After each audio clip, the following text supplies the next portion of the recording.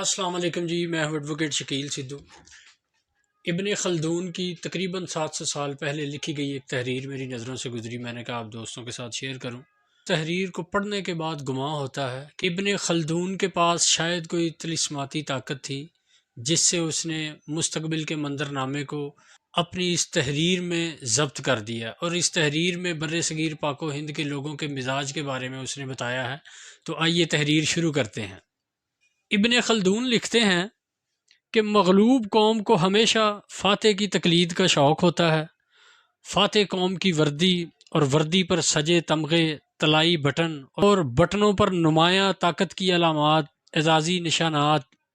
اس کی نشست و برخاست کے طور طریقے،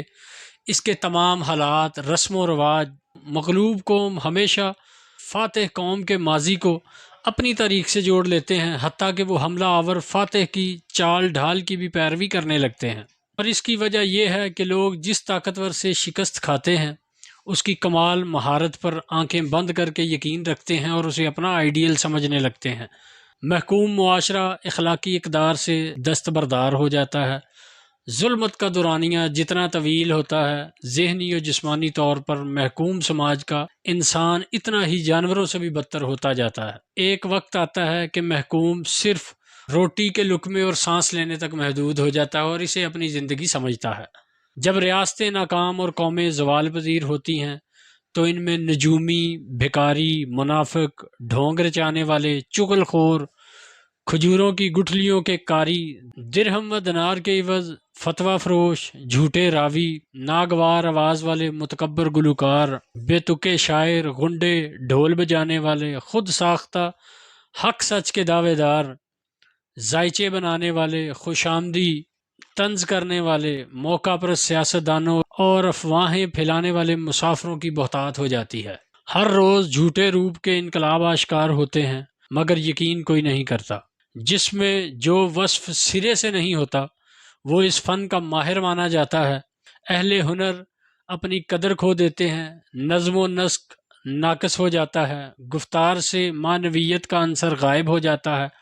ایمانداری کو جھوٹ کے ساتھ اور جہاد کو دہشت گردی کے ساتھ ملا دیا جاتا ہے۔ جب ریاستیں برباد ہوتی ہیں تو ہر سو دہشت پھیلتی ہے اور لوگ گروہوں میں پناہ ڈھونڈنے لگتے ہیں، عجائبات ظاہر ہوتے ہیں اور افواہیں پھیلتی ہیں، بانجھ بحثیں تول پکڑتی ہیں، دوست دشمن اور دشمن دوست میں بدل جاتا ہے، باطل کی آواز بلند ہوتی ہے اور حق کی آواز دب جاتی ہے، مشکوک چہرے زیادہ نظر آتے ہیں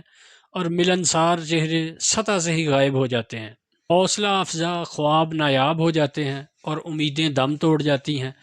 عقل مند کی بیگانگی بڑھ جاتی ہے، لوگوں کی ذاتی شناخت ختم ہو جاتی ہے اور جماعت، گروہ یا فرقہ ان کی پہچان بن جاتے ہیں۔ مبلغین کے شور شرابے میں دانشوروں کی آواز گم ہو جاتی ہے،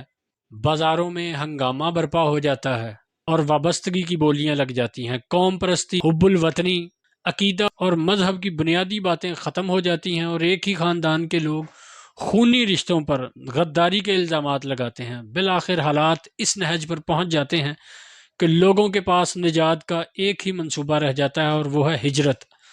ہر کوئی ان حالات سے فرار اختیار کرنے کی باتیں کرتا ہے، تارکین وطن کی تعداد میں اضافہ ہونے لگتا ہے، وطن ایک سرائے میں بدل جاتا ہے، لوگوں کا کل ساز و سامان سفری تھیلوں تک سمٹ آتا ہے، چراگاہیں ویران ہونے لگتی ہیں، وطن یادوں میں اور یادیں کہانیوں میں بدل جاتی ہیں۔ اس تحریر کو پڑھنے کے بعد ابن خلدون کی عقل، اس کی وزڈم، اس کی بصارت کو سلام کرنے کو دل کرتا ہے۔ آج سے لگ بھگ 700 سال پہلے لکھی گئی یہ تحریر یوں محسوس ہوتا ہے بر صغیر پاک و ہند کے لوگوں کا مستقبل اس تحریر میں ضبط کر دیا گیا ہو۔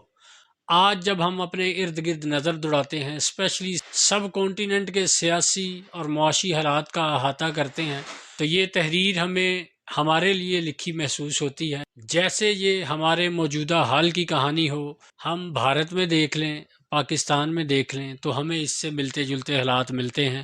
اور یہ حالات بر صغیر اسپیشلی پاکستان اور انڈیا کے لوگوں کے مزاجوں کی عکاسی بھی کرتے ہیں۔